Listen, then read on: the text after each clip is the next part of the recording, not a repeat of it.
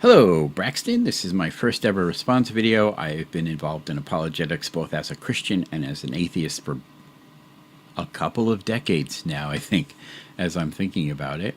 I like the tone you take in your videos. Sometimes I feel like you're so close, but still missing the mark. But you seem to have a respectful presentation, and I really appreciate that. So, this video of your 10 questions intrigued me. I thought I would respond to it. Here we go with question 1.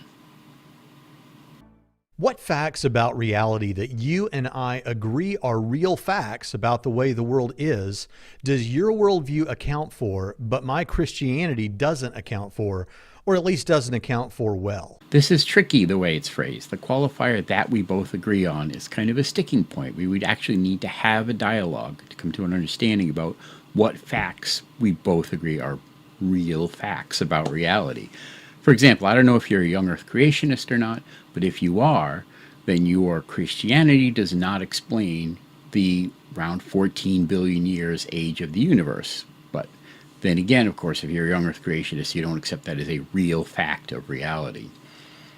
Here's a great example of where we disagree on real facts. There are no universal spiritual or religious experiences. Now, it's true that lots of cultures around the world all have these sorts of supernatural or religious or divine experiences, but there's no universal quality to all of them.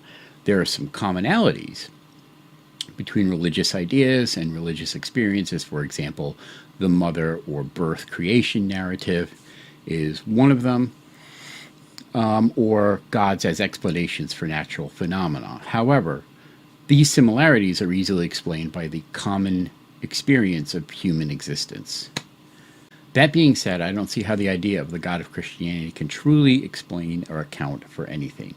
What you have, it's a panacea concept. What you have is omniscient, gumbified being that can account for everything. And by gumbified, I mean the concept of God has shown itself to be highly mutable over the years, to being changed and stretched and squished to fit whatever the current culture is. The ancient Hebrews would absolutely not recognize the God of modern Christianity, and honestly, early Christians would probably not recognize the God of modern Christianity. And as the quote goes, when you have a theory that explains everything, it doesn't explain anything.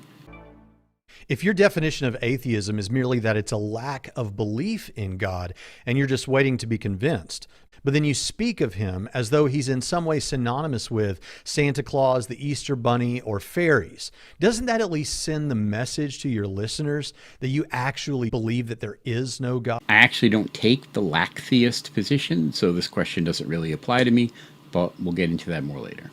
When atheism becomes a part of someone's worldview, they typically change their positions on other issues like abortion, sexual morality, and a number of other things. I actually have several videos of well-known atheists saying that there's nothing wrong with prostitution, that they hope their children don't save themselves until marriage, and that sex workers should be put up on a pedestal no different than the military. I didn't use those here because I didn't want to seem combative to individuals, specifically the individuals who made those statements. But even if you didn't become an atheist just so you could sin, and I believe you, do you at least understand why those moves could send that message to people who might say that to you? Frankly, no. I can see how this kind of assumption would be a comfort to people who are still in the faith, but it's a stereotype. Not every Christian holds these kind of positions, and in this way, Christopher Hitchens, for example, was a noted anti-abortionist. But this is a dodge, in my opinion, which allows Christians to avoid questioning why somebody would actually hold a position that they hold. If it's a lack of belief sort of atheism, what is it? Is it 50-50, 60-40, 75-25? And at what point do you feel disingenuous saying that you merely lack a belief as opposed to leaning towards, I believe that God does not exist?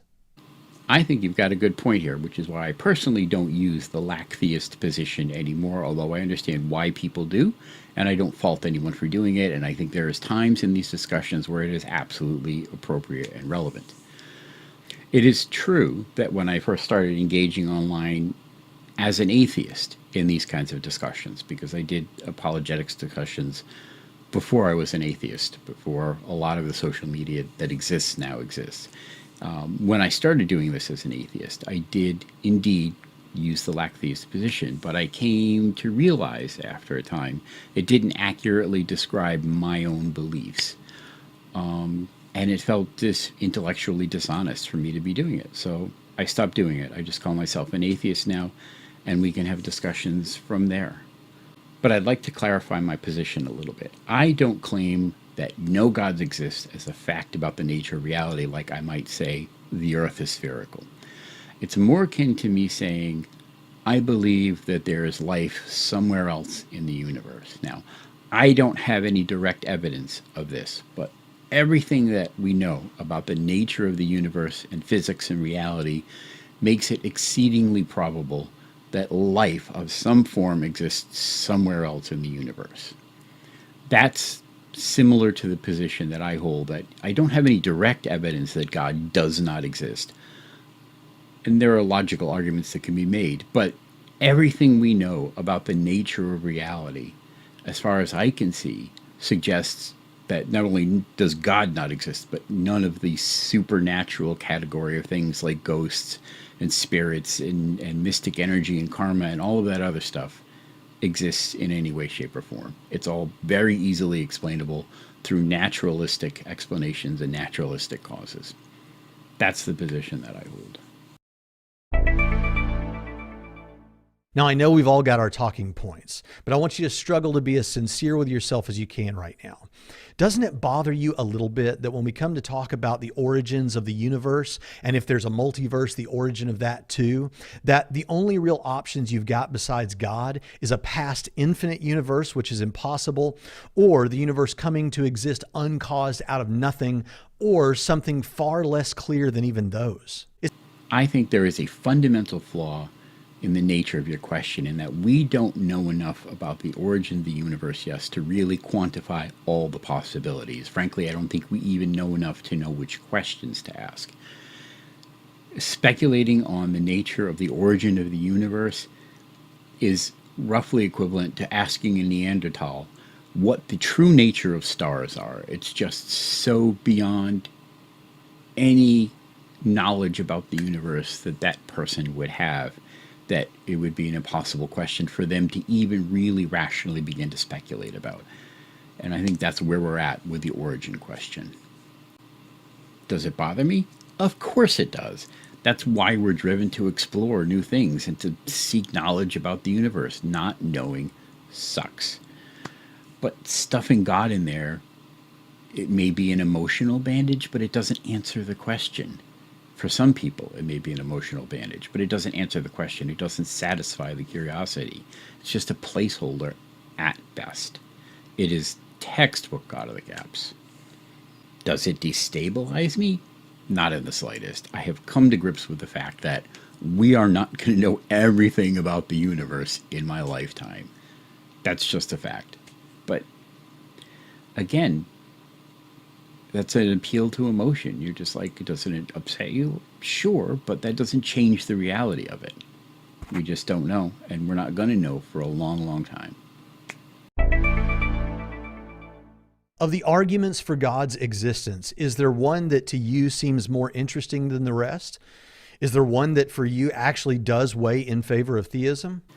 At this point, probably not, although I wouldn't phrase it as crassly as Godless Engineer did. I mean, the Kalam doesn't actually get you to a God. The ontological argument is deeply, deeply flawed and fallacious at its foundation, as it includes existence as a maximal quality in an argument where you're trying to prove existence. The teleological argument, the fine-tuning arguments, again, are fallacious at their foundation. They're assuming the constants could be changed. They're assuming there is a purpose that things were created for. This is just not in evidence. Personal testimony, as you yourself acknowledge, isn't really a compelling argument. I honestly have spent a lot of time looking into the arguments, and I don't find any of them that particularly weigh in favor of theism. Most atheists I've met humbly admit that they don't think they can have absolute certainty about much of anything. But what they want from the Christian is a demonstration that God exists, or that Christianity is true? Well, when we offer the reasons to believe that we do have, those are typically deemed not good enough. So what sort of evidence, if any, would be enough to convince you? Do you know? I honestly don't know. And there's a twofold problem here. First, whatever evidence you could come up with would have to essentially upend everything else that we know about reality. And that's a big ask. Second, we would need some way to be able to differentiate, for example, a miraculous event from advanced technology or delusion or trickery or something like that. And I just don't know off the top of my head what mechanism you would have that would do that. And that analytic tool needs to be there in place before we can even begin to examine the evidence. To what extent did social and moral issues start you down the path toward your atheism? Those issues weren't really a factor in any way in me leaving Christianity. I didn't even begin to explore questions around that until years after I had given up the faith. Can you name the last 3 academic books you read by theists on the subject? How long ago did you read them? Or is most of your understanding of apologetics and atheism from non-scholarly internet sources, pop-level books, and, let's face it, YouTube videos? And be honest with yourself about this. Anyone can Google up a list of books and paste them in the comments section. But I want to know, are you getting the best from the other side? To be honest, it's been a while. The most recent book I read was Justin Brierley's unbelievable book. I've read Case for Christ and Mere Christianity. I guess Case for Christ and Unbelievable are probably pop-level books anyway. I think Mere Christianity might be considered a pop-level book too. But for what it's worth, I haven't read any academic books on atheism either. For that matter, I haven't read any academic books on UFOs or homeopathy either. Just because an academic book has been written doesn't mean it's worth my time to read it. I'm not really sure where the idea of academic is applicable here in any case.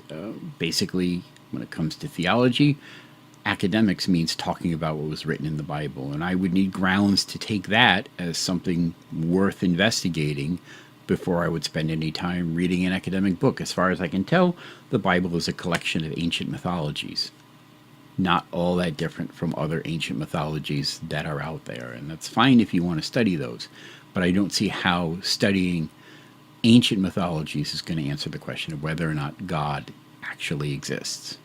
Are you getting the best from the other side isn't always a valuable question. For example, if I were to ask you if you were getting the best from the flat earther side, you wouldn't find that to be all that compelling. Here's where my existing worldview is relevant. I am essentially a naturalist or a materialist. It's a little more complicated than that, but we can go with that for now. So I would again need something that was going to, it would have to upend my existing understanding of reality, and that's a really big ask. And if you can't show me on a very basic level in a compelling way that there is something out there that's going to do that, I don't see any reason to dig any further into the academics of it. Logical arguments alone are never going to be convicting as far as I'm concerned. You can argue in and out of all sorts of things with logic, but we're talking about questions about the nature of reality.